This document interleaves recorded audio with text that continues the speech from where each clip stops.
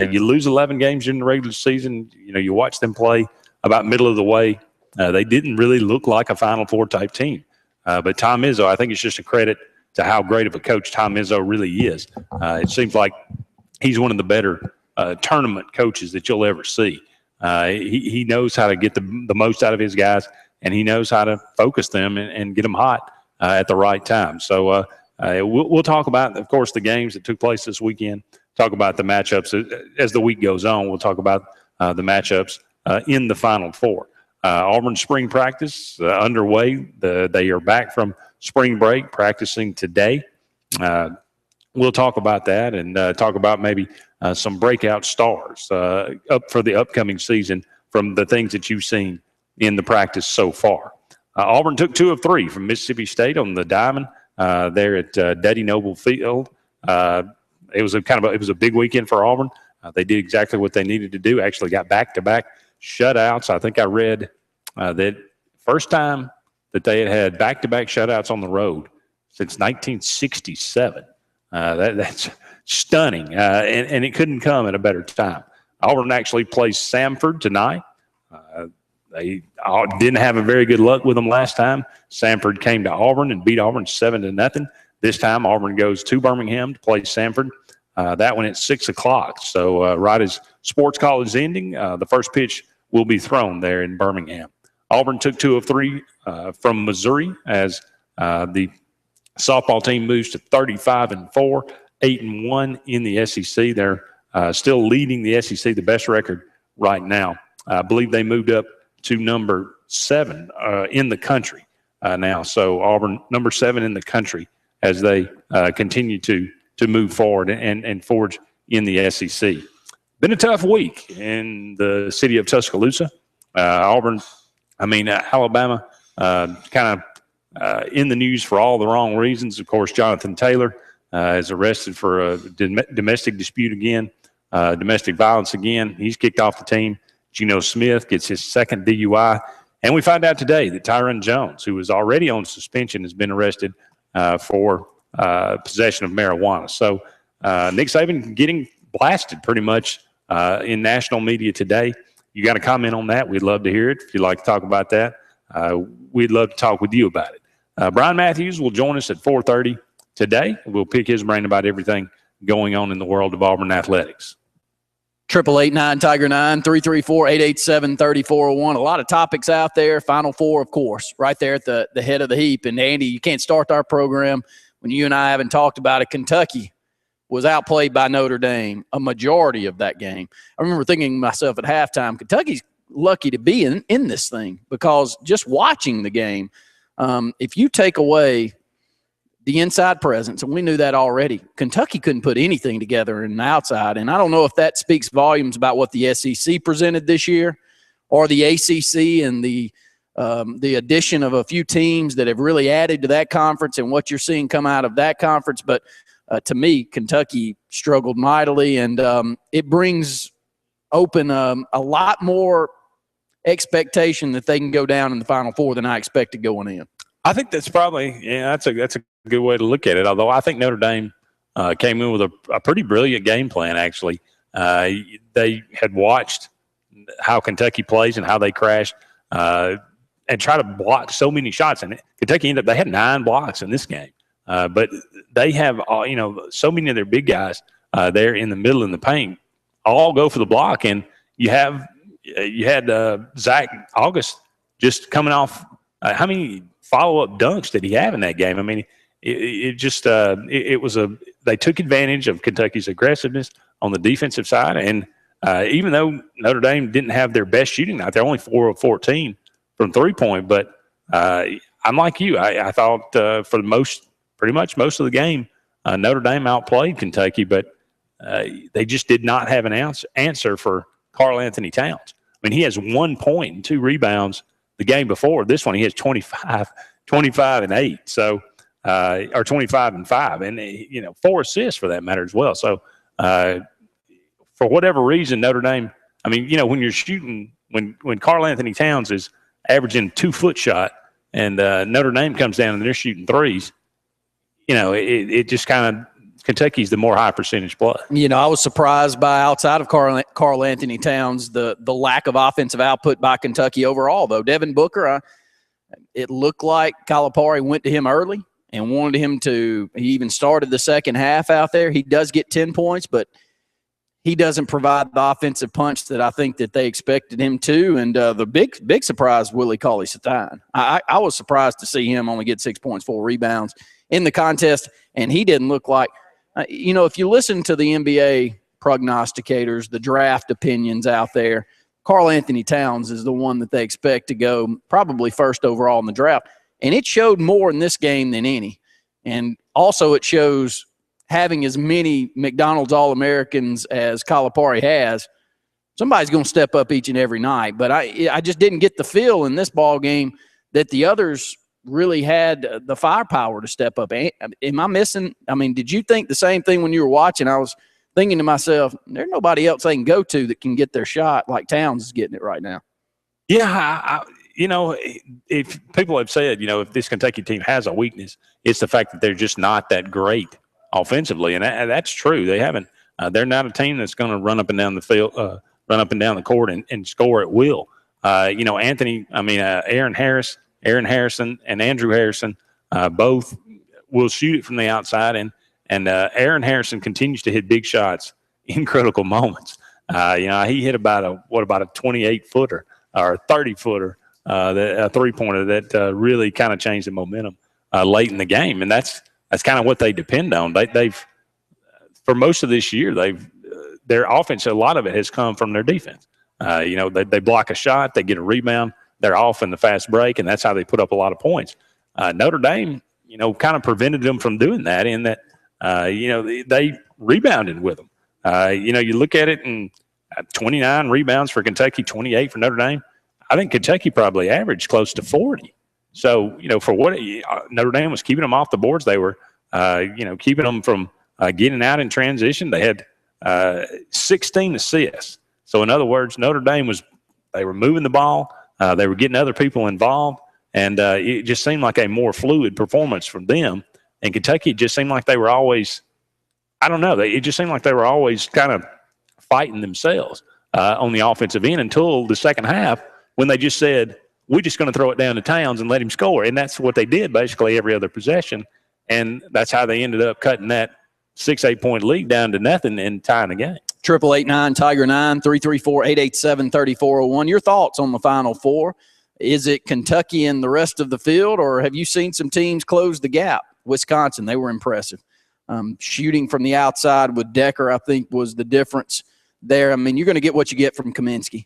But poor Arizona. I felt sorry. I mean, when you watch those press conferences and you see somebody as disheartened as their point guard was that was a senior and thought so highly of the coach and Miller, and I don't know. It's moments like that that make the college game, I think, a little different than you see in the professional game. It is. I mean, they have it means, well, I mean, you're younger, obviously, and you're apt to be more emotional about it, and you put so much into it. And, you know, Sean Miller, I think, is a fantastic coach, but, you know, he continues to, and it's always going to be until he gets to that, until he makes it to that Final Four, he's always going to be that guy. He's the best coach never to make a Final Four. You know, he's always going to be that guy. Well, he can get them close, but he can't get them over the hump there. Well, I mean, you know, Arizona won 34 games this year, and I thought what he said in his press conference was great. He said, look, I mean, you know, we were a really good team. We only lost 4 games this year. I'm not going to apologize for anything. I mean, we ran into a very good team in Wisconsin. I mean, like you said, Kaminsky with 29 and Decker with 27. You know, if they get 27 out of Decker, they're going to give Kentucky all they want. There's no question about that because and he made up. I saw, you know, Bo Ryan was on. I think it was CBS broadcast, and they were interviewing him, and they were talking about, you know, kind of changing styles, and you know, because you think of Wisconsin several years ago, grind it down. Let's play defense. You know, let's keep it in the 50s. Wisconsin had 85. I mean, they like to get up and down the floor and score points. And he said, look, you know, he said we led the tournament in scoring last year.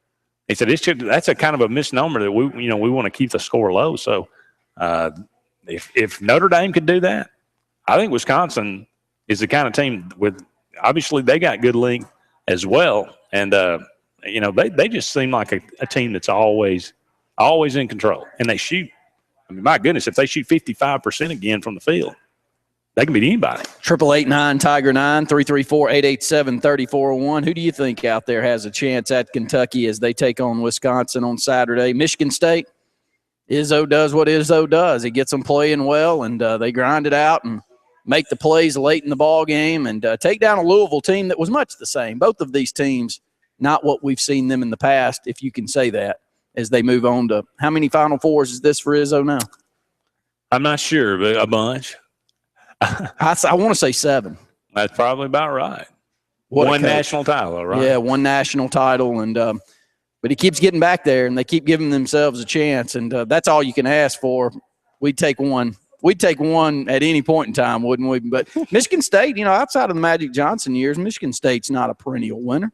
They've never really had a nice stretch. Steve Smith had a nice stretch in the late 80s, early 90s where they were competitive. I don't remember them making a Final Four during that stretch. I remember them playing in the 8 one year. I don't know if they made it through to the 4. I'd have to look back at it. But which, by the way, he does a great job commentating. There's some great – Chris Webber's one of the best. Are you surprised how good he is when you're listening in? Yes. When I'm listening to the games, I'm thinking Chris Webber could do this. And I like that he does it with Lynn Elmore because I've always really loved Lenny Elmore and what he does with the color.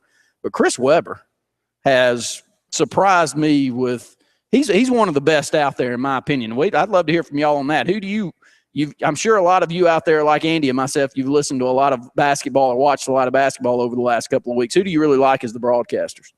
I love Rafferty. There's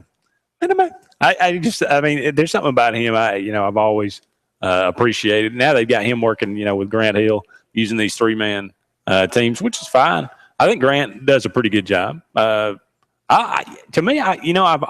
gotten to where I like Reggie Miller. I think he does a good job, and he brings something to it. And I like him like you, though. I mean, there's so many guys out there, and you had, of course, Greg Anthony. Well, he's out now. If these guys can stay out of trouble, I like them. Hope they continue to do so. I wonder why they took Clark Kellogg. He moved over to do the championship game. They put him in the studio. Did you not like him? Yeah, I always liked him too. I mean, maybe I don't dislike any. I don't know. I just caught myself listening into Chris Webber the other night and saying, God, he's good. He's real good. And he wants to talk. And he's letting everybody out there know that he's got an opinion and he throws it out. And normally it's a pretty good thought out there. We'd love to hear from you. 888-9-TIGER-9, 334-887-3401. Up against our first break here, but just getting started on the Tuesday Sports Call. Give us a call. Let us know what's on your mind today. More Sports Call presented by Home Place Mortgage is on the way right after this.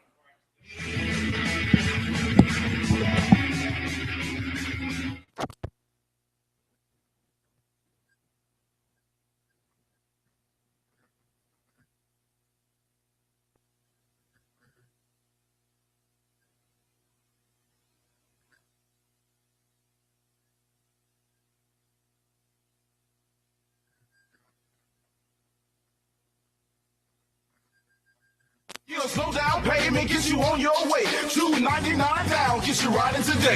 Gotta get to Gills Auto Sales. We can finance you.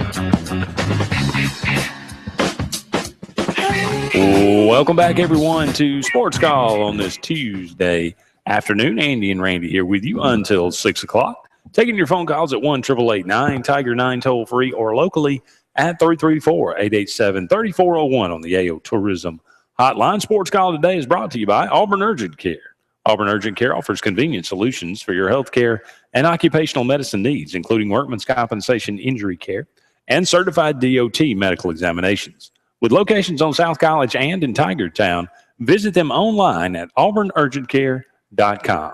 As we mentioned as I mentioned in the first segment, it could have been a better week in Tuscaloosa. They have had some difficulties here, and first and foremost on that is Jonathan Taylor. Of course, everybody knows who that is. Alabama took a chance on him, brought him in, even though he had a pending domestic violence issue there in Georgia.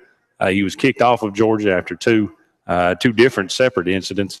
Went to junior college, ended up signing with Alabama back in January, lasted all of about maybe 80 days, and has been arrested again for domestic violence. Nick Saban came out with a press conference, I believe it was yesterday, and basically said, look, I'm sorry it worked out the way it did, but I'm not sorry that we gave him an opportunity. And he he was true vintage Nick Saban and was kind of belligerent with the media a little bit, and he's been kind of blasted by the national media today, and I think rightly so. I'm all for second chances. I'm all for second chances, even third chances maybe in some situations. But if you're going to invite somebody like this into your program, then you have to understand that if it blows up, number one, there's a better chance that it's going to go bad than it goes good. And when it goes bad, then you just have to look and say, look, we made a mistake. Well, we should have never got involved with this guy, and we'll move on. But no, he comes out and says, look, I do the same thing over again. Well, if it's all about, which he tries to make it all about, well, we just want to help the kid out. We just want to help the kid out. Well, I've never seen him make an exception for a two-star guy. Nor any other coach for that matter, not just him has singled him out. But, so I think that the way he's handled it here, especially with that press conference, I think it has embarrassed Alabama, and I think it should. 888-9-TIGER-9, 334-887-3401. I'll reiterate and say what you said. I do believe that kids deserve a second and third chance at times, but it depends on what the situation was that got them in trouble to begin with. And domestic violence, putting a 335-pound man slapping somebody around. Closed fist. And choking them.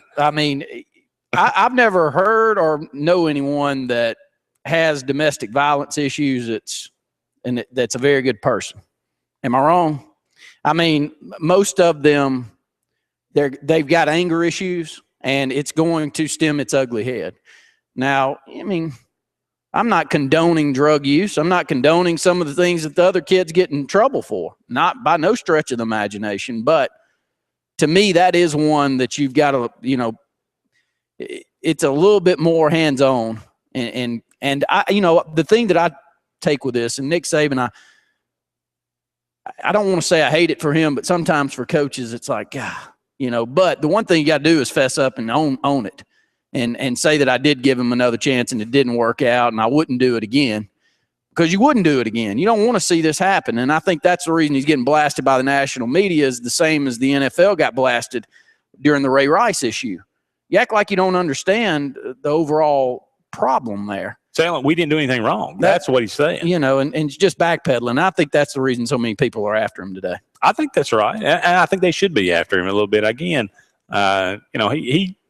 he is who he is, and he treats most situations pretty much the same, and is somewhat defiant about it. Then again, if you want to bring him in, that's fine. I don't think it would probably be right. And if Auburn had brought him in, I'd have said the same thing. But when it goes bad, when it blows up, like you said, you have to own it. You have to say, yes, we made a mistake.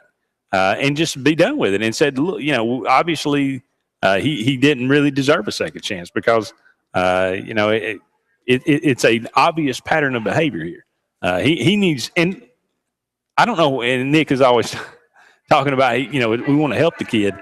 Obviously, Jonathan Taylor needs far more help than Nick Saban can give him. He needs more help than he's going to get on a football field. So, again, I think it's the attitude toward, and just kind of dismissing it. And then, of course, you throw in the fact that Geno Smith has his second DUI, and Saban almost kind of brushes that off as well. And, we'll take care of that. And he's got a lot. He's got some things he's got to do to get back on the field. Well, I mean, I wouldn't want to be in Tuscaloosa driving around in a car. I mean, you got to that situation again, a DUI.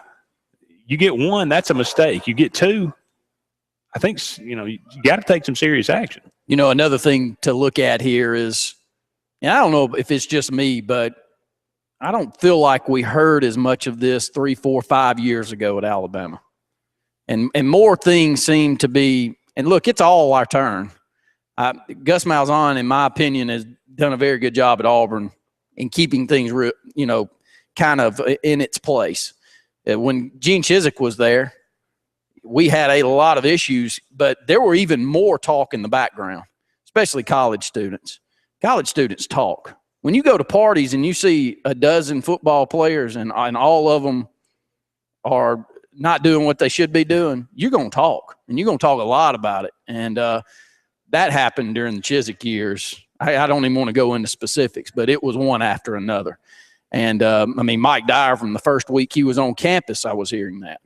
And so you kind of get what you deserve on a lot of these issues. But am I wrong for saying that it felt like Nick Saban for a lot of years? Now, they always had a couple of issues show up, but that's impossible to police. But there seems to be more now, and I don't know if there's anything to read into that. Well, I mean, we can read into it and we can speculate about it, but I think you have to look at it and say things seem to have gotten a little more laxed. And again, when you make decisions like this and you bring certain guys, you make it an exception for a guy like a Jonathan Taylor. It tends to put the program in a different light, I guess, a different point of view. And I think you are seeing some cracks now. Alabama may go out and go undefeated next year and win the national title. And if they do, nobody will remember Jonathan Taylor's name. But if they don't, you're just going to hear this more and more. But if there's ever a program right now that doesn't have to take these risks, it seems to be them. Them and Kentucky in basketball. I mean, come on. He doesn't play. I mean, Poitras is not playing right now. He could be a top 10 pick in the NBA draft. We don't even know it. That's how strong Kentucky is. Alabama in football also. I mean, somebody goes down, they got another 5-star sitting there waiting. I mean, what's it, 7 years of recruiting national titles? I mean, I think you got some in the background. That's the big question I have is, why do you decide to go down this path when you've created at least what outside has felt like a cleaner atmosphere than some? Well, you frame it in that we want to help the kid and give him an opportunity, which I don't buy. I think if he was a 2-star guy, he would never get a sniff. So it's all about how this guy can help our program, and we're going to, if we get to help him, that's just kind of the other part of it, I guess, or just kind of the icing on the cake. But I'd love to know how you feel about it. 1-888-9-TIGER-9 toll free, locally at 334-887-3401. Let's quickly get this phone call before we go to that break. Tommy, you're on Sports Call.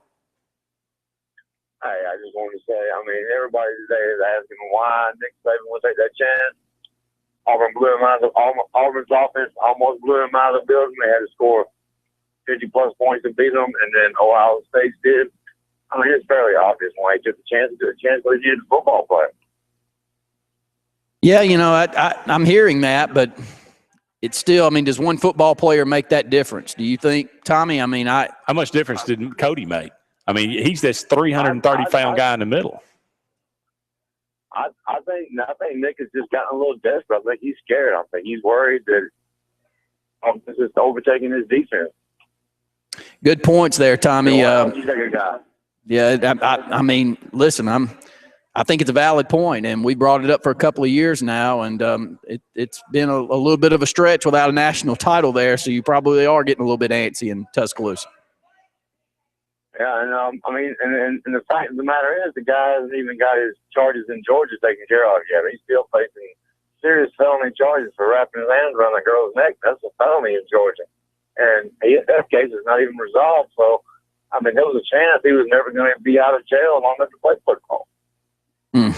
Well, Tommy, we appreciate the phone call this afternoon. All right, you have a good one. All right, buddy. Thanks so much. Quickly, one more phone call. We know we're going a couple of minutes over. We'll catch up on that in the last segment of this hour. Shadow, you're on Sportscall. Well, you take that chance to get that player because you've been doing it for years, and it's become a tradition at Alabama. Mr. Saban, I heard a man just raking somebody over the coals yesterday, and he said if Georgia had done what Alabama had done, they would be halfway through their penalty phase right now. And until somebody stands up and stops Nick Saban, it's going to continue. Do you think this is going to happen again? Absolutely. One of these days, he can't just, look at the profile. Look at the profile of the player that plays in the middle for Alabama. And going back to Bear Bryant, who used to recruit 100 players because he could, you take this kind of player who could have possibly been a great player because you don't want somebody else to have him. Nick Saban has done far too many things and keeps getting away with it. I don't understand it, but somebody's going to have to stop him, or it will continue. Is there any doubt? No. Thank you. Shadow, thanks so much for the phone call. Up against a break. Got Brian Matthews coming up next, Andy. Yeah, hopefully we'll be joined by our good friend Brian Matthews from auburnsports.com. On the other side of this break, don't go anywhere.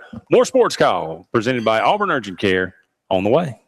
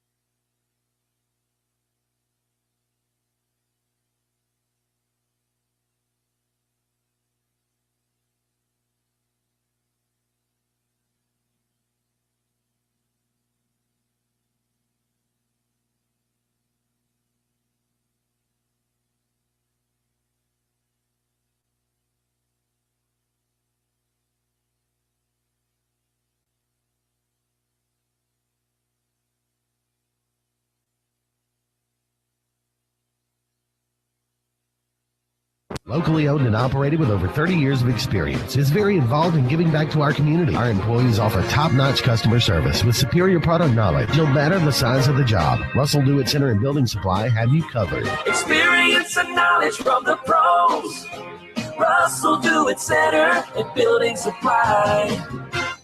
Over the years, S&S Tires grown into the Lake Martin area's largest volume tire dealer. S&S Tire offers the industry's best brand names: Michelin, Goodyear, BF Goodrich, Uniroyal, Firestone, and much, much more. The tire pros at S&S offer professional installation and the region's best price. In addition to your tire needs, S&S offers full automotive mechanical work for all your vehicle maintenance and repair needs with the area's most experienced staff. Visit either of our 2 locations on Cherokee Road in Ellick City or at South Street in Dadeville. At S&S Tire, we're installing peace of mind for every customer we serve. Every job, every day.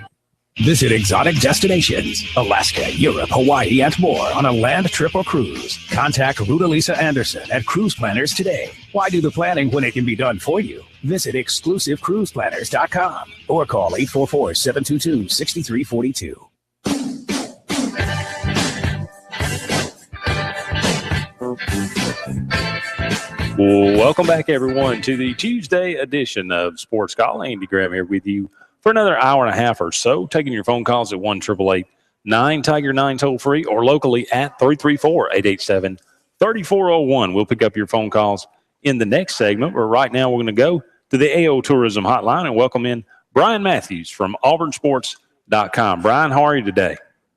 I'm doing good. How about y'all? Doing really well. Auburn starts back spring practice today. Brian, when you look at it, and they've been through 5 practices, now they'll go through 10 more. What do you think when Gus Malzahn at the end of the day, what would need to take place for Gus Malzahn to say it's been a successful spring practice? Well, I think for Gus's viewpoint, I think he really wants both quarterbacks to have a good spring and Jeremy to step up. And, I don't know that they'll name a starter in spring, but at least feel like he is taking control of that job. I think that's number one thing. And number two, I think, and he's talked about this a lot, is just Auburn completing a really physical spring and coming out of it without any major injuries. That would be very important to him. He's talked a lot about getting that edge back and having a very physical spring, and they're out in full pads again today. So obviously that's going to be an important point for him. And then, I just think it's he wants his team to come out together. I think last season when they sort of fell apart at the end, they weren't really as together as they'd been the year before. And I think he wants to see this team become close, stick up for each other, be sort of on the same page. This team is yet to scrimmage, as far as I know, this spring. Do you think that will be coming up pretty soon here? Yeah, I think they're really going to get after it Saturday at Jordan-Hare Stadium. That should be the first full-scale scrimmage. They're doing some 11-on-11 at the end of most practices. Probably all full pad practices, but they're really going to get after it Saturday in the stadium, and that'll be the first big one. It'll be a great opportunity to sort of start to settle some of those position battles. Well, from everything that I've heard, Carl Lawson looks 100%. Has that been your estimation as well? He looks that way now. He still has a brace on his knee, and they're not going to unleash him totally, I think, and full contact scrimmages, but he's well on his way to being 100% and being a very effective and being a real difference maker for Auburn's defense this fall. A guy like Cameron Petway that has put on a lot. He came in to Auburn as a running back, about 225 pounds, up to about 245 pounds now. Of course, Chandler Cox as well comes in. They are destined for the H-back role. Do you see Cameron Petway really flourishing in that role? I think both those guys are going to flourish in that role. I think both those guys are going to be good SEC players as freshmen this fall. I just think highly of both of them as far as their skill level, their intelligence, their toughness, mentally and physical. I think they're both built very well to be successful right away at that position. So I think that's going to be a big upgrade for Auburn going into next year. I think they're going to be much better and more versatile at that H-back type position. A lot of recruits coming in this weekend. Just tell us a little bit about what you know about Elijah Holyfield. He is one of the top running backs in the South, a guy that Auburn's offered, a guy who has some connections to Auburn. His older brother was a walk-on wide receiver at Auburn back during Tubbs days. Of course, his father is Evander Holyfield, former heavyweight champion. He's a guy that's sort of been an Auburn fan growing up, and I think Auburn's in great shape to sign him or get a commitment from him. He's high on Auburn. Auburn's very high on him, and I think he wants to visit the other schools and such, but would not be surprised to see him commit to Auburn at some point this summer. Would you say that he's Auburn's number one running back on the board? He is definitely high up there, possibly one, definitely in the top 2 or 3, sure. Well, tell us a little bit about Parker Boudreaux. He's a big offensive guard. He came in to visit yesterday, met with Coach Malzahn. Coach J.B. Grimes, the offensive line coach, had a really good visit. He has, I think it was 75, 74 offers, something like that. Some crazy number of offers, over 70. And one of the most highly recruited recruits in the South. He's from over there in Georgia, originally from Louisiana, with that Boudreaux last name, of course. But it sounds like Auburn's at least going to be in his top 5 when he narrows that down from over 70 offers to a top 5 sometime this summer. We got Brian Matthews joining us here on Sports Call this afternoon from auburnsports.com. Kind of switching gears here. Auburn goes to Starkville this past weekend, takes 2 of 3 from the Bulldogs. Finally, it seems like we can talk about an Auburn baseball team that took advantage of an opportunity and stepped up when they had to do it. They really did. They got great pitching from Cole Lipscomb and Keegan Thompson and really just dominated Mississippi State those first 2 games. And it was, you got to go back into the 1960s, last time Auburn had back-to-back road SEC shutouts. So that's how impressive that feat was. And that was terrific. And they were almost able to, if they could have just got a little bit more hitting on Sunday, they could have got a road sweep, which would have been incredible. But I think Auburn sort of found the right mix for Friday, Saturday. They just got to find a Sunday starter, and they just got to produce a little bit better offensively, manufacture a little bit more runs, and this team has a chance to be an improved team in SEC play. We know how good Keegan Thompson is. I mean, he on his off day hits a home run for Auburn. But right. Cole Lipscomb, it's got to be the surprise of the season. He has just pitched terrific, 4-0 on the year. Is really, striking people out at a very, very high pace. Just talk a little bit about his development.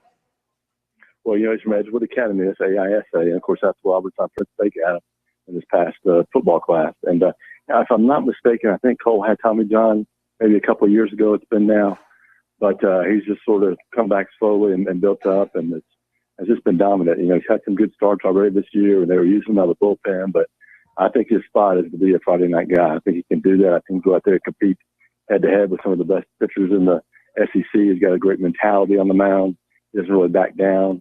And excited to see what him and Keegan can do the rest of the season. Auburn, the softball team goes to Columbia, Missouri, gets some measure of revenge as they take 2 of 3 from the Tigers after they swept Auburn last year in Auburn.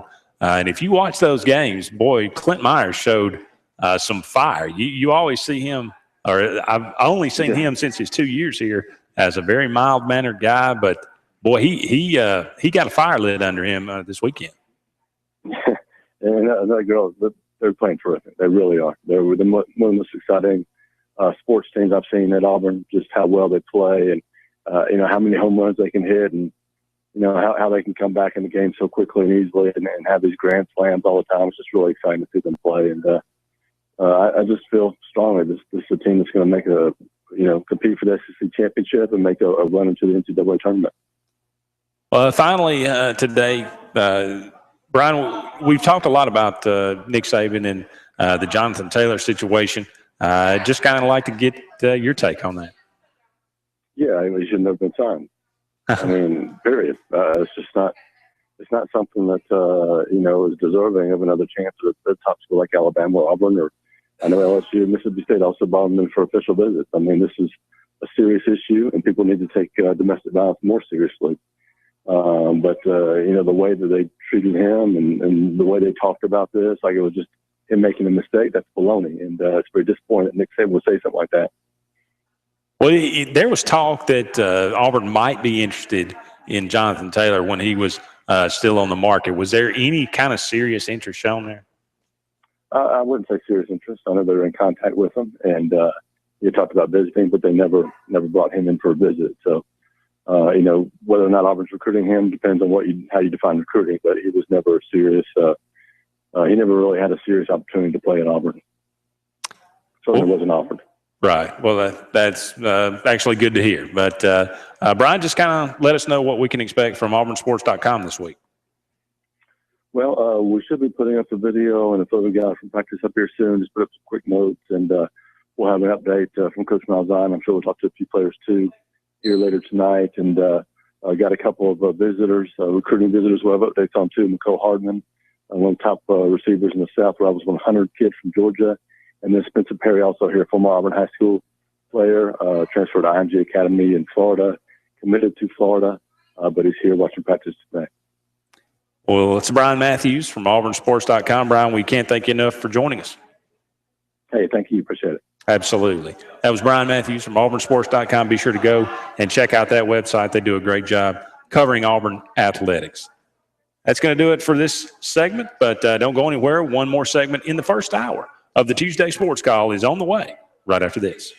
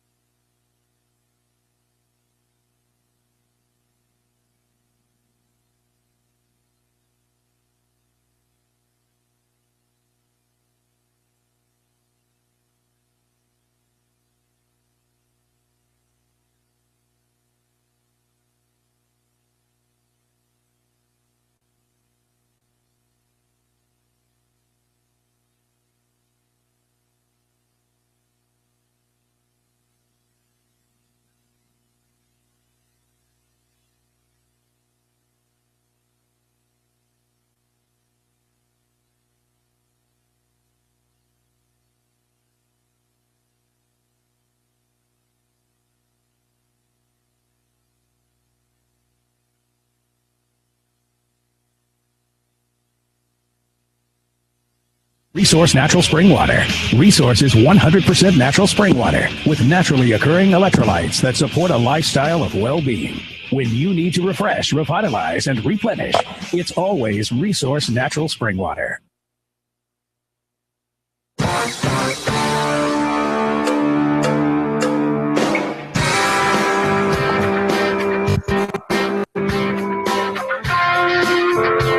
Welcome back, everyone, to the Tuesday edition of Sports Call. Andy and Randy here with you until 6 o'clock, taking your phone calls at 1-888-9-TIGER-9, toll-free locally at 334-887-3401 on the AO Tourism hotline.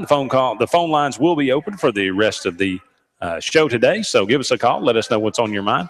If you got any comments on any of the things we've talked about previously in the first three segments, or anything that you'd like to bring up we haven't talked about, we'd love to hear from you. So give us a call, 1-888-9-TIGER-9, toll-free locally at 334-887-3401. Just caught up with Brian Matthews from AuburnSports.com in the previous segment. Talked a little bit about spring practice and what maybe, Auburn is hoping to accomplish here. Of course, installing a new defense from Will Muschamp coming in. Want to establish that quarterback position. I was talking with our good friend Scott Hardy this past weekend on the Saturday Sports Countdown. We were talking about he's been a big proponent of maybe Jason Smith was going to provide a big time competition for Jeremy Johnson, and he said that's not going to happen. And I said, well, when they put Jason Smith back there to return punts, that's probably a good sign. It's Jeremy's to lose. It's Jeremy's, and I think we're excited about that. I don't think we would call him a breakout star by no stretch of the imagination. That was going to be our question of the day today, brought to you by Lee Marketing Group. Breakout player you're expecting to see after this spring and heading into next football season. Saw a great article by AL.com on Cameron Petway. He's moved to the H-back position. He came into Auburn at 6'1", 220 pounds out of Prattville High School. He's up to 245 pounds. Reminds me a lot of Justin Fowler, who has got a chance to be drafted fairly high in the NFL draft and had a nice career at Alabama. Not anything special, but, yes, he could do some things out of the backfield. And I expect Cameron Petway also with that. He can carry the ball. He can catch the ball out of the backfield. He can do a little more than the normal H-back can do, Andy. And we got two freshmen. Chandler Cox is going to come in. I don't think there's any plans to redshirt him. You're going to see both of those guys play that H-back position. It's going to be nice to have a little depth there. Jay Prosh played that position, but when he came out of the game, it was a different offense. And you saw this past year, it wasn't quite the same without him in there. Well, now you've got Chandler Cox and Cameron Petway playing the same position, pretty much the same kind of body type. It'll take Cox a year in the conditioning program to put on a little bit more weight. But again, he played quarterback, he played receiver, he did everything in high school.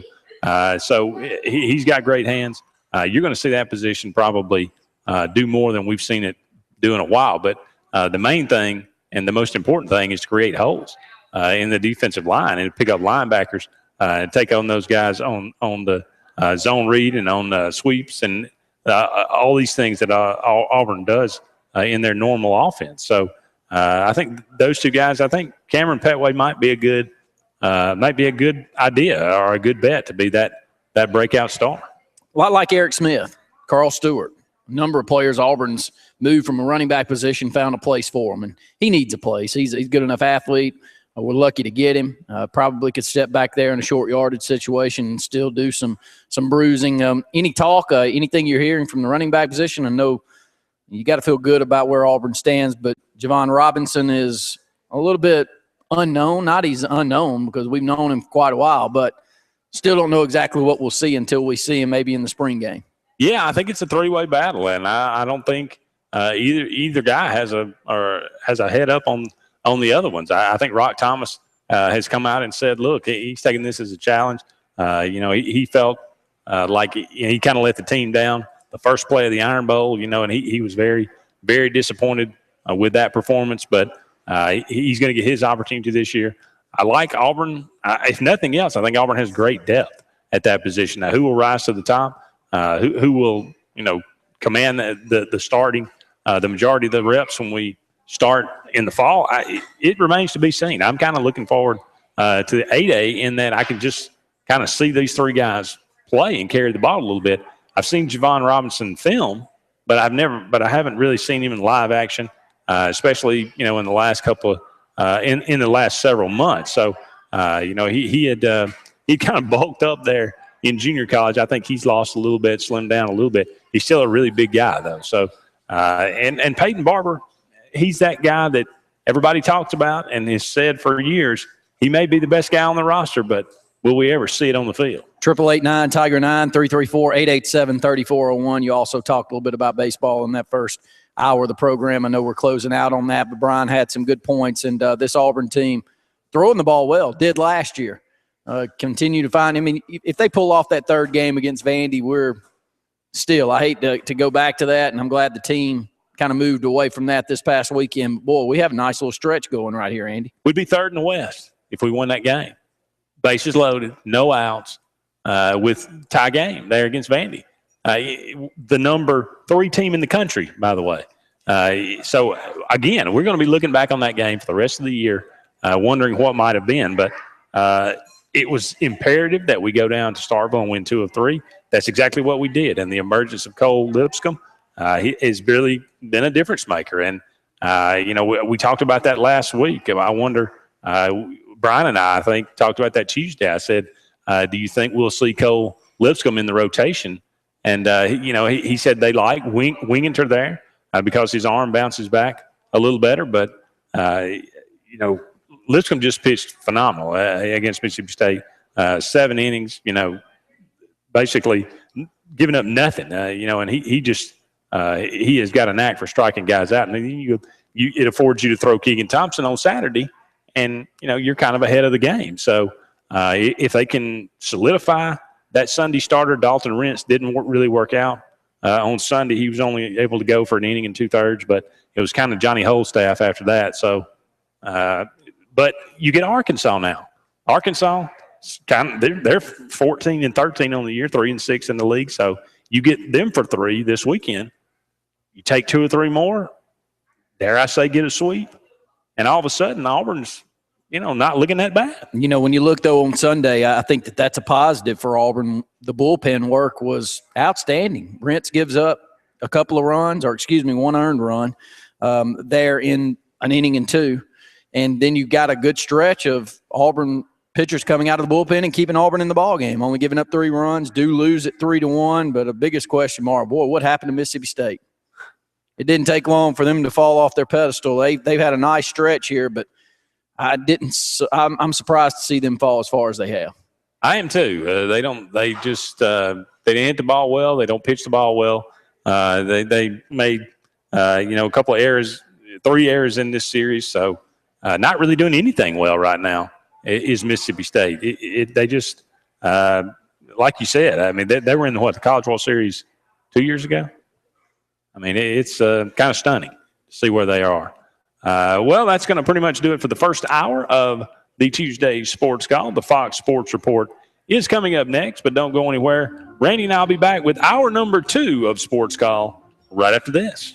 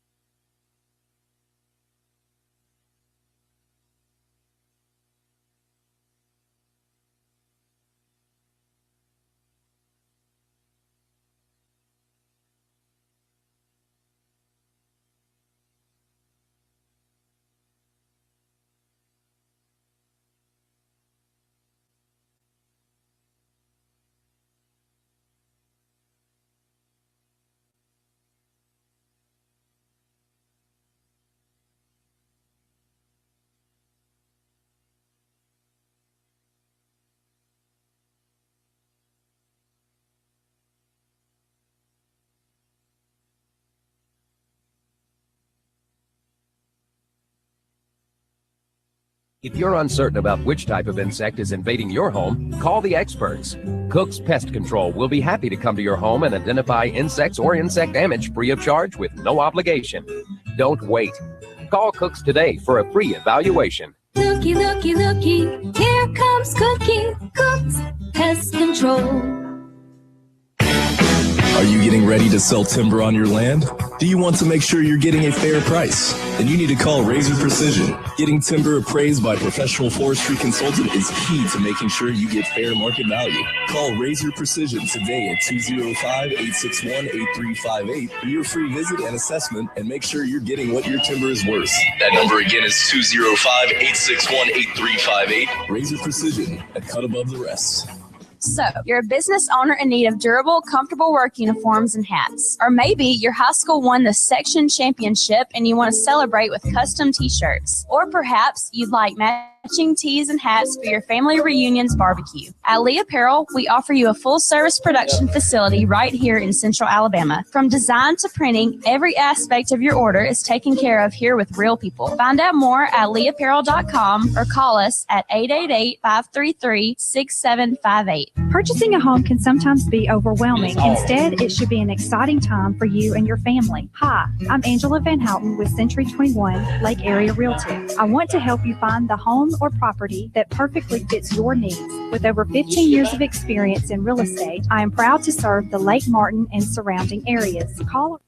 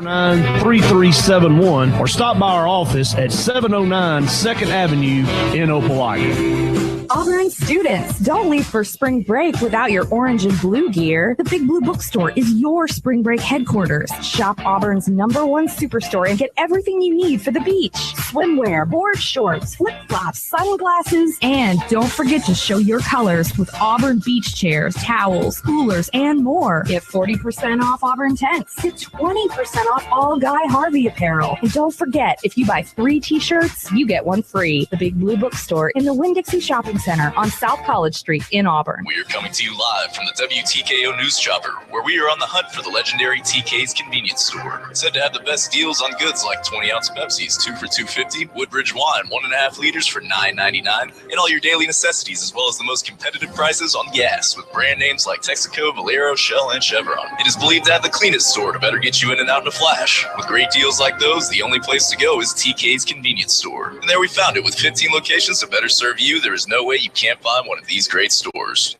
For your Easter meal, turn to Honey Baked Ham for all the essentials. Hey, this is Crystal from Honey Baked Ham Company and Cafe in Opelika. This Easter, make it a truly special day with a feast for your whole family. With our signature honey glazed spiral sliced hams, classic heat and serve sides, and a full selection of desserts. We're open 10 to 7 Monday through Saturday with extended hours for Easter. And now you can order your family's Easter meal online. Go to myhoneybakedstore.com, call us at 741-8411, or come see us on Gateway Drive in Opelika. Happy Easter from all of us at Honey Baked Ham.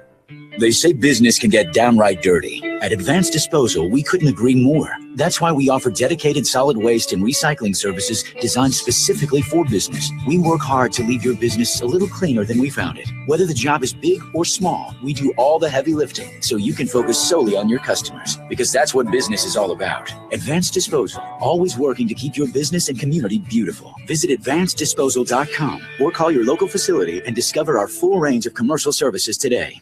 This segment of Sports Call is brought to you by Reinhardt Prattville, located on Cobbs Ford Road, 334-290-1992. Visit us online at reinhardtprattville.com.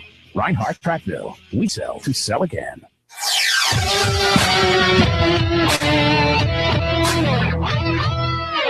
You better buckle your seatbelts because it's going to be a show to watch. From Tiger Communications. Jackson, touchdown. For 20 years, East Alabama's sports talk leader. Swing and drive, Milton right. Sportscall. Oh, what a dunk. Call in now at 887-3401-LOCAL. Or 1-888-9-TIGER-9 toll free. Strike him out. And now, coming to you live from the loveliest village on the plains. Sports Call. Hello, everyone, and welcome back to Sports Call on this Tuesday afternoon. Andy Graham and Randy Lee here with you until 6 o'clock, taking your phone calls at 1-888-9-TIGER-9 toll free or locally at 334-887-3401 on the AO Tourism Hotline. We appreciate all of you out there joining us today. Check us out on our Facebook page. Send us a tweet at SportsCallAU, but we'd love to hear from you personally, so give us a call. 1-888-9-TIGER-9 toll free locally at 334-887-3401. Talked a lot about the Final Four, the upcoming Final Four. In the first hour, Kentucky, Wisconsin, Michigan State, and Duke. Those four matchups, kind of a Mount Rushmore, of head coaches there, in the NCAA tournament. We didn't talk that much about Duke and Gonzaga. Were you surprised? Gonzaga, they are another team that, like Arizona, can't get over the hump. And I thought with their length inside, they may stand a chance, but it was a runaway there at the end of the basketball game. And it wasn't because Duke played all that great. Gonzaga just couldn't step up to the challenge. Yeah, I was kind of surprised. I think the difference was Matt Jones. You got 16 out of him, which you were not expecting. I think Tyus Jones also stepped up. He shot the ball well. Duke shot the ball. I was kind of a little surprised. I thought they did a little better than 8 of 19 from three-point, but I think that was the kind of difference. Gonzaga 2 of 10, from three-point line, and they didn't really get anything out of Karnowski, the big guy in the middle. He really had been a big factor for them moving forward, but really Okafor was, he didn't have he 9 points, 8 boards. He didn't have a great game either, but I had picked Gonzaga to, play Kentucky. So I was, believe it or not, I was kind of rooting against Duke, but it worked out the way it did. Willie Cauley-Stein doesn't play all that well. He's go for 6 points and 4 rebounds. And then you look at Jahlil Okafor, and both of those guys, first-team All-Americans, and the rest of the team has to step up their game to get their two teams through into the Final Four. Let's go back to the phone line. Scott, you're on Sports Call. What's going on, guys? How you doing? Good to hear from you, buddy. Yeah, I wanted to call and give props to Andy. We were hosting one of our Sports Lit shows, Saturday Sports Countdown, this Saturday, and we were talking about the Final Four. And I had Kentucky going on to face Arizona, and definitely didn't go the way that I was hoping it was going to go. And Andy was big on Wisconsin the whole time, so I wanted to give him props on that. But you guys are right. Speaking about the star power of Kentucky and then Duke, two of their premier players individually for those teams didn't really do what they were expecting. And that was really, especially on the Duke side, I wasn't expecting them to be able to move forward past Gonzaga if somebody like Jahlil Okafor wasn't going to have a good game. But as Andy mentioned, they had some guys from the perimeter step up, which is what you need to have happen in tournament play. Your point guard and perimeter players have to step up, and obviously great coaching. So, as you said, 3 of the 4. Now, Ryan, too, is a great coach, too, but I don't put him in that same echelon as Cal and Izzo and Coach K. But I think this was probably the Kentucky-Notre Dame game. I don't think you'll see another entertaining game like that. I think that was Kentucky's one chance to get beat. And although Wisconsin is a hybrid version of Notre Dame that can score, I know Andy was talking about it earlier, this isn't, your brother's Wisconsin team that came out there and wanted to have a half-court set and win 58-56. This team right here wants to go out and score, and they can score, as they showed, obviously, against Arizona. Yeah, I did pick Wisconsin, but I also picked Louisville and Gonzaga, and Scott picked Michigan State and Duke. So I said one of us is going to look really smart, one of us is going to look really dumb. So I think, Scott, you ended up looking smarter than I did. Well, that's a rarity, so I'll take it when I can get it. But I wanted to say one other thing about the Nick Saban and the Alabama players, 3 arrests in 4 days. I know some people have maybe said that some of the draw and the buy into the program and those types of things, maybe Saban has lost it a little bit. But as bad as the press conference sounded, I think I can see where he was coming from. Granted, 3 or 4 years ago, this wouldn't have been an issue. Granted, now I'm not condoning domestic violence by any means, but it probably would have been handled differently. But the Ray Rice situation changed everything, and so as it should have. And so I don't think the way Saban delivered what he was trying to say was the correct way to do so. But I'm with giving people a second chance, and maybe he did. I mean, obviously there are things that happen, and you're not condoning it, but maybe he did deserve a second chance, and they did have some parameters set up for him.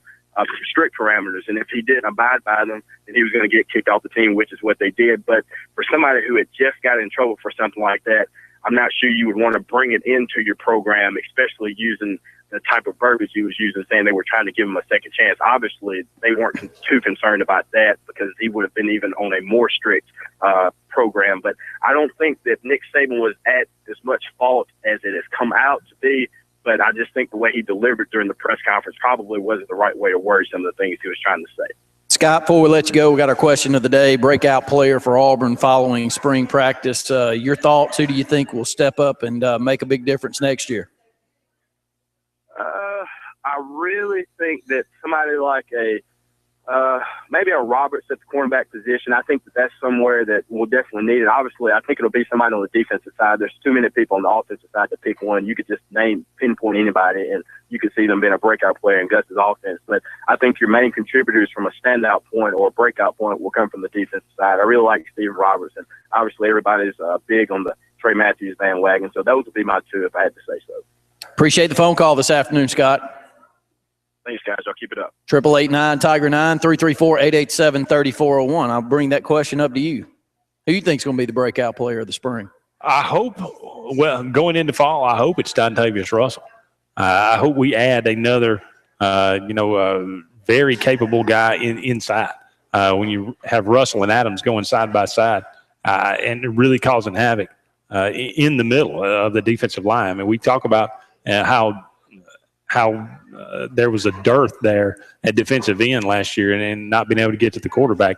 But when you have great interior play on your defensive line, it just totally takes a team out of their offense. It just totally collapses really what they want to do. And so I hope it's Dontavius Russell. I'll stay with the defensive side also, and I'll say I hope it's Trey Williams. I need another player in the middle there, and Frost and Casanova McKenzie coming back give you some good experience, but Trey Williams was a 5-star guy, high 4-star guy in all the recruiting services. Saw him, saw all I needed to see of Trey Williams in high school ball as he played at St. Paul's and was tremendous in pass defense at the linebacking position. I think that's where Auburn really struggles, and hopefully he can step into that position. I haven't heard a lot, so that would make him a breakout player, Andy, because there hasn't been a lot of buzz around him so far. They really hadn't. I mean, you bring back two seniors like Frost and McKenzie, but that third spot's got to be filled. You bring a Derek Moncrief down, who's now playing linebacker, and really feels comfortable there, and has said as much, and how he's embracing the move. So it'll be interesting to see. You got some talent there. I mean, Davis, the guy that redshirted that has put on some weight. You have a Trey Williams, you have a Derek Moncrief. So. I'm very interested to see. It's always interesting when you bring in new coordinators because guys that were on the team that really maybe were out of position. A new defensive coordinator comes in, sees them differently. They come in, and some of them thrive in a new position. So it'll be interesting to see how that all works out. Up against our first break of the second hour of the Tuesday Sports Call here. Give us a call. Let us know what's on your mind today. 1-888-9-TIGER-9 toll free locally at 334-887-3401. More Sports Call presented by Home Place Mortgage on the way right after this.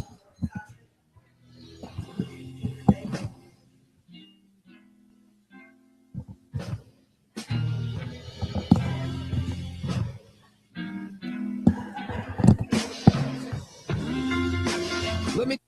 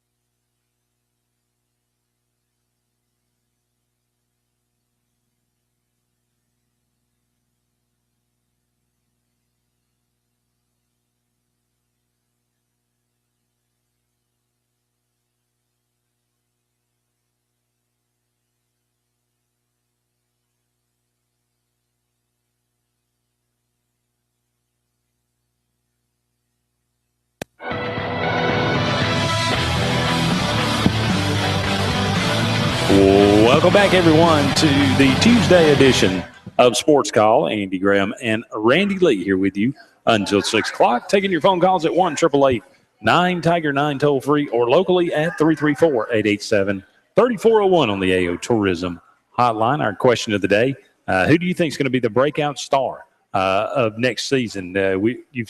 Auburn has had 6 practices, including today, 9 more to go, including A-Day. There on April 18th. From what you've seen, from what you've read, who do you think is going to be the breakout star this upcoming season? We had a tweet, maybe? Yeah, Javon Robinson out there is one that's being brought up quite a bit. And Javon Robinson, we all hope so. We expected, 3 years? Has it been 3 years? Well, let's say, 2 years in junior college. Yeah, I mean, he was going to be the shining star of that last terrible Chiswick team, and then we lost him, and boy, it went downhill. Not that he would have saved that sinking ship by no stretch of the imagination, but Javon Robinson's been talked about, and he went on that first year in junior college, and I think he was player of the year in junior college ball. Had about 2,500 yards rushing, but then that second year, a little bit of nagging injuries, doesn't quite have 1,000 yards rushing, but all of the talent is there, the size is there to do what we're looking for in a Gus Malzahn offense at running back, and the way running backs have performed at Auburn during the Malzahn era, one of them is going to step up, I bet. He or Rock Thomas one, I would guess. Yeah, I mean, the system is apt to or very conducive to producing a big-time running back. And I think when you watch the film on Javon Robinson, he's got a great combination of size and speed. I mean, he's not one of these 215-pound backs. He's a good 230. So it'll be I'm really looking forward to it. I think we got a lot of depth. So if he is the breakout star, good. 888-9-TIGER-9, 334-887-3401. I don't know if you'd call him a breakout star because we've been calling him a star since he showed up at Auburn's campus, but Carl Lawson looks outstanding as all the reports, Andy. Yeah, Brian Matthews, we talked about that and asked him a little bit about that. That seems to be the general consensus that he is pretty much 100%. And Brian said he's still wearing a brace, but he's looked good. He's doing all the drills. He's feeling, I guess, as good as he can feel considering what he's been through. So, by the time fall rolls around, you expect him to be, as good as advertised. If Duke Williams wasn't the breakout star of Auburn football last year, Jonathan Jones was. Returning Jonathan Jones in the secondary at the corner position with his big play capabilities and turnovers that he caused last year. And to me, Andy, he started looking the part, and we were pointing to him. The first part of the year, I don't know, but the end of the year, you expected him to make big plays, and he positioned himself as the top secondary player there at Auburn last year, in my opinion. He did. I think he had 2 years ago, he had an injury. He was expected to be a starter, a heavy contributor. But last year, he really got his opportunity and took advantage of it. He's probably your best man-on-man, cornerback. So at least possesses those kind of skills. A guy like Tim Urban, maybe he comes in, and they recruit him, steal him basically from Texas. He was committed there. He's a guy that's got some great coverage skills as well. I don't think there's any plans to redshirt him as well. So, Will Muschamp, I think, has an idea of what he wants to do. He's seen enough from his players to know where he wants to put them. So it's just a matter of them learning the system this spring and really implementing it in the fall. 888-9-TIGER-9, 334-887-3401. Final Four talk was how we started the program today. Kentucky, Notre Dame, the shock that most of us had that Notre Dame, it wasn't a fluke. It wasn't like Kentucky just played awful. No. Notre Dame just played with them and played with them from start to finish. So that was our question there in the first hour. Does Wisconsin have a chance to do that, or do you see one of these other two teams, Duke, Michigan State, that can do the same? I was still a little bit shocked to watch it because even during the game, I looked at my wife. She and I were watching together. I said, Notre Dame's as good as they are. I'm watching it, and it's not like it's Notre Dame not hitting everything they're slinging up from half court and keeping themselves in the ball game. Like Calipari said, everybody's got a shooter's chance. This wasn't a shooter's chance. They looked like they deserved to be there, Andy. Well, I think the most shocking thing was Notre Dame was leading in points in the paint for most of the game, if not ended up that way. And I think it was just a brilliant game plan by Mike Bray to take advantage of Kentucky's aggressiveness and be able to take advantage of those attempted blocks that Kentucky is so known for this year. That's kind of the thing. When we talked about it Saturday, Scott and I going into the game, we said, look, you're just not going to be able to go inside on Kentucky because they're just so tall in there and they're so aggressive that they just basically shut you down. So they're going to have a great day from the outside. And that was not the way the game ended up going. I mean, Notre Dame continued to get easy baskets off offensive rebounds, and they continued to, even though they had such a lack of size and they were so, outmanned as far as size is concerned, they came in with a great game plan. They held on to it, and they continued to. And if not for, if really not for, a couple of mistakes really in the last 2 minutes, Notre Dame wins that game. If anything has been proven in this tournament, great coaches, maybe in college basketball more than all, or maybe in basketball more than all, especially when you get down to tournament play, make a humongous difference. Tom Izzo getting his team through proves that. Calipari continues to make big plays or make the right call there at the end against Notre Dame to get his team through, and I didn't see really any chance for it with a couple of minutes left in that basketball game. So we've got 3 college teams that have made some big hires that will run those down. Alabama's still sitting out there on the wing. Who do they turn to, Andy? That's a good question. I think Bill Battle spent most of the day in Wichita yesterday and still no Greg Marshall. So I don't know what that means, but of course now you have the Texas position open. With that, I think Shaka Smart is a name that you've heard thrown about. Greg Marshall as well. If I'm deciding between Texas and Alabama, I probably would lean toward Texas, but it's still a second field type situation out there in Texas. But I'm not sure where Alabama goes. You've heard a name surface here recently, Richard Pitino there at Minnesota. Rick's son, of course. I think you could probably do a lot worse than him. And that might be a situation where you're at Minnesota. I mean, you would go from Minnesota to Alabama. That would be a step up. How much does a name matter in college coaching, though? I bring that up because of Mullins being hired at St. John's. Who knows Mullins? I like the phone call out there from an 18 to a 20-year-old that knows Mullins. Remember watching him play? Does that matter too much, Andy? Well, consider the only thing about that is, he's known in New York. I think people still know him in New York. He is New York basketball. I mean, he was in the 80s, and I think he still has a name there in that. I mean, the fact that he's never coached that I know of in any he's always been a broadcaster and a good one. He has been, and I've always liked he was a great player. But it's one of those situations. He is kind of St. John's too. So, look, Steve Kerr didn't have any experience. He went to the bench, and he got in the NBA. Jason Kidd, he didn't have any experience. He went. Now, Isaiah Thomas also was a coach, and he was terrible. So, it seems to be easier to work out in the NBA than it would be in college, because you have to recruit and all that. And like you say, a lot of these 18-year-old kids, especially from around the country, look and say, Chris Mullen. They don't have a clue. So, I remember him, but again, I'm 39 years old. Where does Bobby Hurley end up? That's a good question. I don't know. I mean, he may end up at Alabama. I don't know.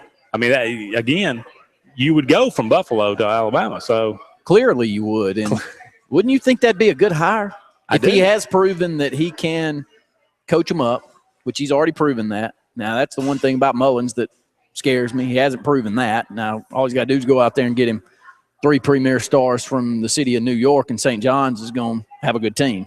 That's the beauty of basketball, is just getting the talent there. But I'd feel like Bobby Hurley, with his name at Alabama, could bring the talent in or could do a little bit better than what they've been doing lately.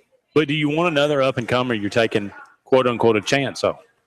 That's what you've been doing. With his name, I would, marketing purposes-wise, because Alabama's got to be sold. This Anthony Grant, it was a fiasco marketing. I mean, nobody's showing. He doesn't talk. He's a mute, pretty much. But a lot of the Alabama fans liked him. I don't think he ever did anything wrong. His kids, even though they didn't perform all that well, they did great in the classrooms. He did everything right other than he did market the program. And then you look across the state, and Bruce Pearl, there's no better at marketing a program. And if you can market Auburn, you can market anywhere in college basketball right now, in my opinion. I'm an Auburn fan. But for Alabama, it's much the same with Alabama trying to fight that uphill battle with Nick Saban. They need a marketer.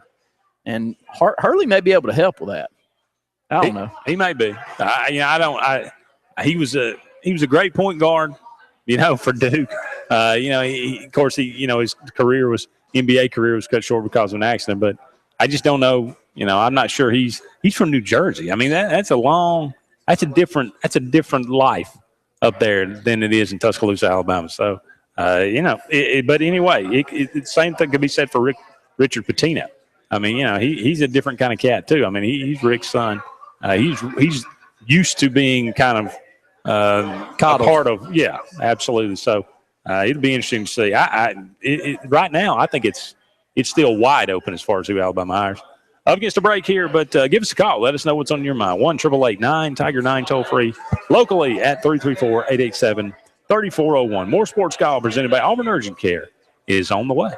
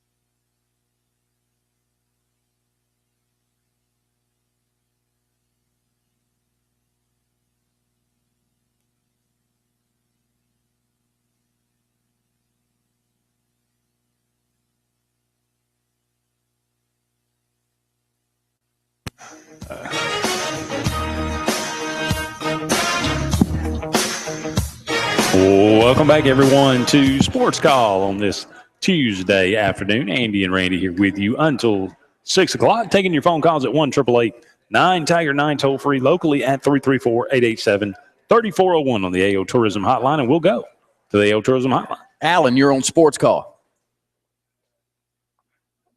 Hey, I got a quick comment on the Notre Dame-Kentucky game. The biggest problem I saw at the end of the game, and there should be no excuse for not having any timeouts left at the end of the game, especially in the tournament with all the TV breaks. But they got down there, they had no timeouts, and you saw what kind of shot they got there at the end. I mean, that's the biggest thing. If you had to gripe against their coach, that would be it. Yeah, and I think he's getting blasted, and I hate to see that too because they played so well. But I did feel like it was, if you remember back to the '93 championship game when Chris Webber goes down the sideline, he's being defended well. He turns around, he's looking for that timeout, and he calls it, and ends up being a technical foul. And Grant looked that way. He looked disoriented, couldn't find any place. Cauley Stein at 7'1" running down the sideline with him. He's got to get a shot off. I was cheering for Kentucky, but I would have loved to have seen Notre Dame at least get a good shot off there at the end. Yeah, I mean, your time management, that plagues a lot of coaches. But, I think they call one with a couple of minutes left for really no reason. And then they end up really needing it at the end. I just don't get that. And just going back to Chris Mullen, I was on the radio today, on national radio, said that really and truly, New York doesn't have the talent that it used to have, back in, the guy from Georgia Tech. Stephen Marbury. Yeah. Back in that day when everybody was coming out of New York, they said they just don't have it these days, for whatever reason. So that may or may not, probably shouldn't help him much, but you never know. Yeah, and I'm sure, Alan, you got a guess why? To me, you would still think the city of New York would produce the same amount of talent. I don't know either. I'm a little shocked even to think about it, but I guess you're right because it's been quite a while since they've put together a great team up there outside of Syracuse a few years ago. Yeah, you just don't hear about the playground phenoms coming out of New York anymore, or not as much as you used to. I don't know where they're coming from, but you just don't hear about it. Well, great call, Alan. We appreciate it this afternoon. Okay. Thank you. 888-9-TIGER-9, 334-887-3401. Chris Mullins, we were talking about heading to St. John's. Ben Howland going over to Mississippi State. Rick Barnes being hired by Tennessee. And so a couple of programs still looking, a couple of big programs. Alabama and Texas still looking for coaches. We talked about during the last segment who we thought both of those programs may go after. It looks like Greg Marshall's number one on the list for Alabama. Who's number one on Texas's list? That's a good – you've heard Shaka Smart is the name that I keep hearing. But what do you think about Rick Barnes going to Tennessee? He goes to the tournament 16 out of 17 years. I think he wins 402 games at Texas, loses I think 180. He made it to the Final Four in 2003.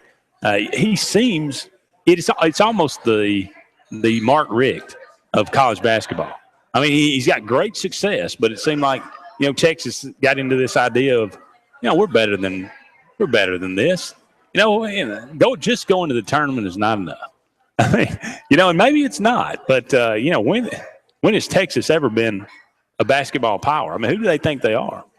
That's when you get in a struggle. I thought about that with West Virginia and Bob Huggins. Would I like to see Huggins as the coach at Auburn? No, he hasn't gotten over the hump, hasn't won a championship. His teams are always in the hunt and they play hard. And maybe not always has the top talent, even though he had Kenyon Martin. But other than Kenyon Martin, I can't call one out. Yeah, at Cincinnati or at West Virginia that he's had that's been the best player in college basketball outside of Martin. And yet they always seem to be in the mix. Yeah, they got blistered by Kentucky and got ran out of the gym. But I'd love the chance for Auburn just to get to that opportunity. And so am I answering it there? I think that it may be a pretty good hire for Tennessee, in that you're going to have a competitive program. But how old's Rick Barnes? Mid-60s? Yes. He's getting on up there. Been in coaching 28 years. So, how much longer is he going to be around? Where's Rick Stansberry? Why isn't he caught back on somewhere? I think there's some smoke that is around him. Must be. I mean, I think he left Mississippi State under somewhat of a cloud, and I think that's probably what it is. I mean, I think he's a good. I mean, the when you look at his record at Mississippi State and what he did there, he took them to being pretty much the second best team, or competing with Florida to be the second best team in the SEC. That's saying something. So, look, if Ben Howland is a good hire at Mississippi State, then Rick Barnes is a good hire at Tennessee. But if he's not a good hire at Mississippi State, then Rick Barnes is not a good hire, because it's the same guy, really. I totally agree. 888-9 Tiger 9 334-887-3401. If I would have told you back in the 90s that Tennessee would be where they are for this stretch, not only in football but basketball. I mean, did they do their homework? I mean, he probably had. I mean, there was smoke coming out of every filter over there in Southern Miss. Had to have been. I mean, we knew about it. Everybody knew about it. And then a year or two later, you got him gone. And so Tennessee, to me, something's weird with that athletic department. Maybe Butch Jones gets things turned around. I believe that when I see it, as far as they've fallen on the football side too, Andy. I would have never thought that they would have fallen. I could have believed that they could have fallen, but to be where they are, in the football ranks as long as they have been, that I would not have believed. I find that I keep year after year after year I keep saying. I can't believe. I mean, my goodness, it's almost scary. It is. You sit here as an Auburn fan, and we have our down moments, and when we're down, we're terrible.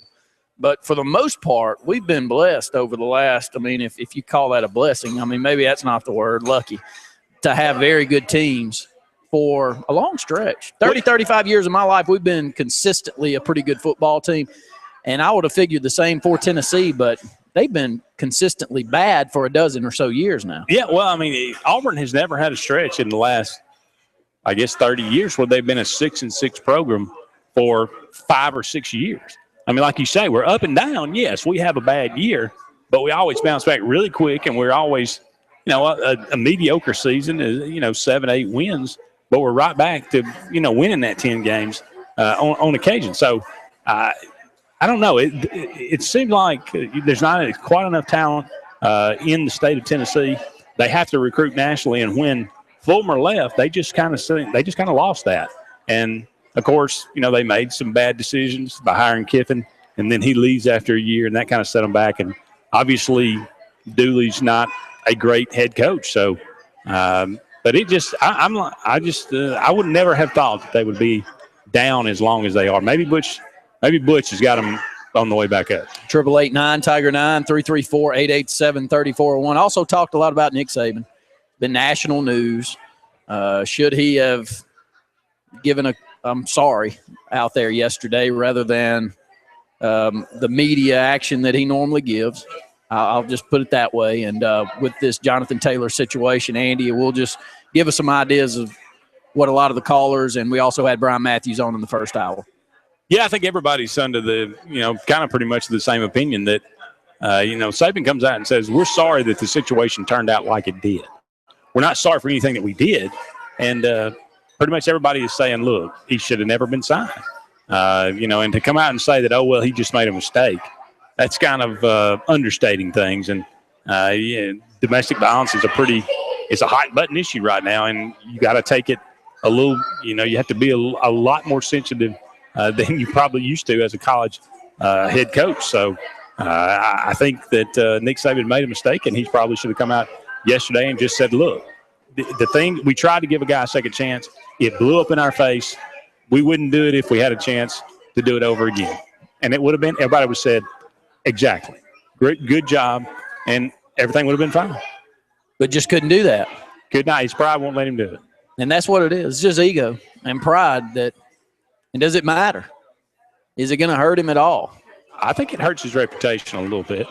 But, again, sadly, wins and losses are what is going to ultimately decide how people feel about it. Urban Meyer's prime example of that. I mean, he hiatused out of Florida about as poorly as you could. I mean, he tucked tail and ran, clearly. And behind, I'm a sick little man, you know, and he telling Rand, and he's pulled off what he has in Ohio State and wins a national title. So all is forgiven now. You're exactly right. Winning cures all. Up against a break here, but don't go anywhere. Randy and I'll be back with one final segment of the Tuesday Sports Call right after this.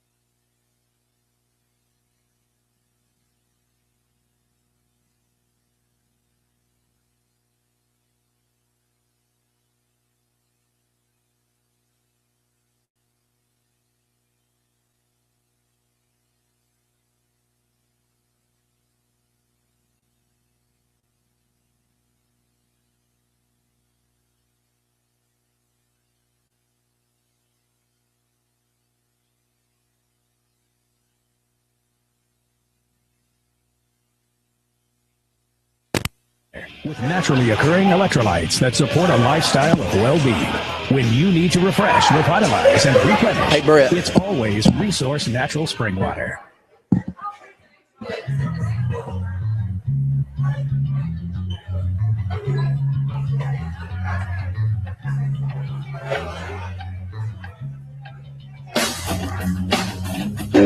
Welcome back, everyone, to Sports Call on this Tuesday afternoon, the final segment of today's show.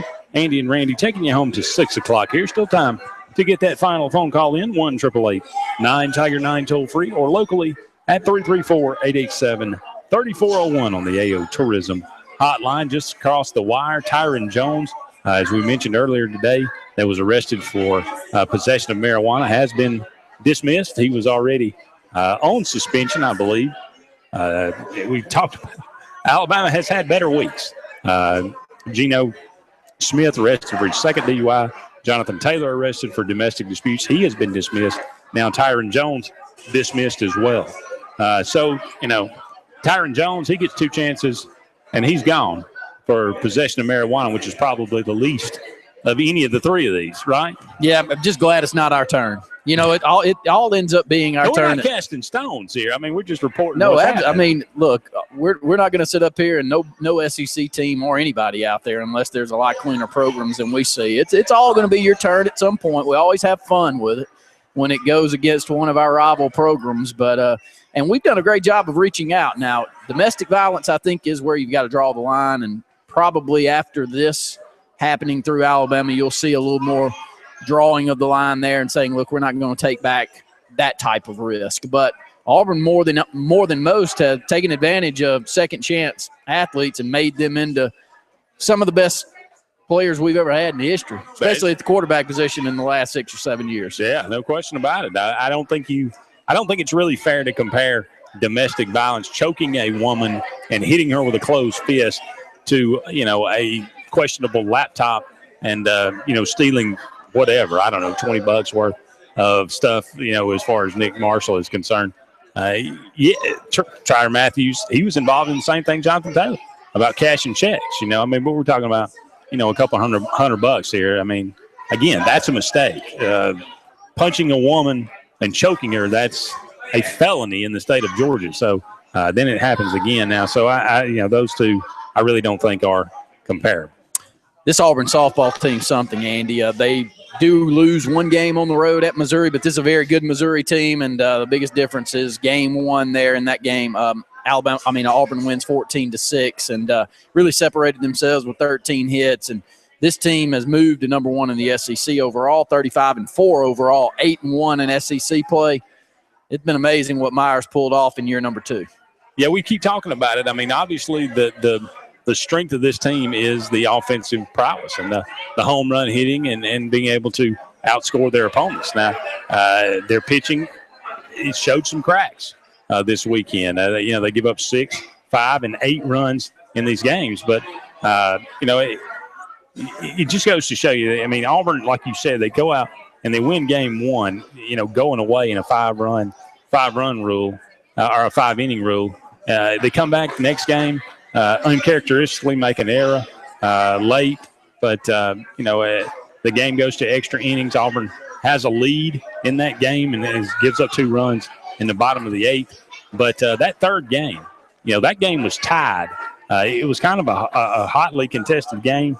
Marcy Harper pitched that game. Rachel Walters came in relief, but Auburn came, I believe, to the bottom of the 7th inning with the score tied, and they put up 6 runs. Emily Carasoni with a grand slam, in the bottom of in the top of the 7th of that game. Now they give up 4 runs. I mean, so it was things got a little hairy there toward the end, but it just goes to show you. And again, Auburn just steadily moving up in the rankings. They started out, I believe, in the 20s to start the year. Now they're all the way up to number 7. The RPI rankings are out there number 3 in the country. So they've played a formidable schedule. They played Arizona State, who's a top 25 team, beat them. They played Arizona, who is a top 20, maybe top 15 team, beat them 20-2. So they have played an outstanding schedule. They split a doubleheader with Florida State, who's a top 10 team. So that's why their RPI is so high, plus the fact that they continue to win. Again, like you mentioned, 35-4, 8-1 in the SEC. So, but I don't know. I don't know if you watched any of those games, but one of the girls got hit, and the umpire called it a foul ball, and Clint Myers went berserk. I'd never seen him he was up in the umpire's face. They ended up changing the call. I never seen anything like it before. I mean, now, granted, she was on the ground crying because it hit her in the forearm, and it almost broke her arm. But it was pretty.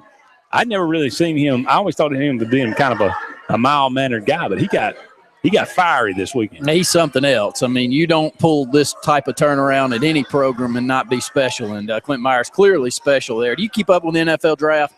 You watch this month long, but Jameis Winston throwing today, and so far he's handled himself, I guess, pretty good leading into the draft, hasn't he? I think so. I mean, any doubt in your mind he's the number one pick? Not in mine, not by talent. I mean, not if you're going to put Mariota in front of him. I mean, to me, Mariota's got some – I see some drawbacks with his game. Kind of reminds me of a Johnny Manziel a little bit. Doesn't have that strong arm, whereas Jameis Winston looks like a pocket passer and looks like Jeremy Johnson to me. Jeremy Johnson, I think, has the opportunity or the chance with his size and the way he throws the ball out of the pocket to do the same thing. At least that's my hopes. Well, Mariota, here's the big difference. He's not apparently an alcoholic. So that's good in his favor. As far as comparing him to Johnny Manziel. But so you think Tampa Bay takes Winston? I don't know. You ask a couple of questions. Do I think he should be taken? Yes. Do they? I don't know, because there's some big question marks there. It's not quite as – I guess it's equal to this domestic violence situation going on at Alabama. That's going to do it for the Tuesday edition of Sports Call. We appreciate so much all of you out there joining us today. We'd love to hear from you tomorrow and the rest of the week. For Randy Lee, I'm Andy Graham saying so long for now. We will talk again soon.